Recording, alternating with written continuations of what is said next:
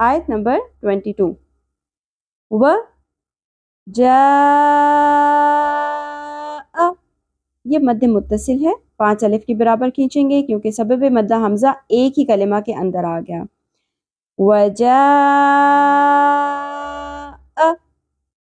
रब्बुका, रॉपुर होगा, रब्बुका वल मलकु, ये तीनों हरकत सिंगल हैं, आधी अलिफ के बराबर या एक हरकत के बराबर ही खींचेंगे, ज़्यादा नहीं खींचना। वल मलकु सफ़्फ़ा, सौदपुर होगा, 2 ज़बर तनवीन के बाद हरूफ इख्फा में से सौद आ गया, कैसे पढ़ेंगे? सफ़्फ़ा सफ़्फ़ा। यहाँ पर भी आयत के मुकम्मल होने और वक्फ करने की सूरत में 2 ज़बर तनवीन मद असली में बदल जाएगी, ज़बर के साथ अलिफ हर्फ मद्दा बन जाएगा। सफ़्फ़ा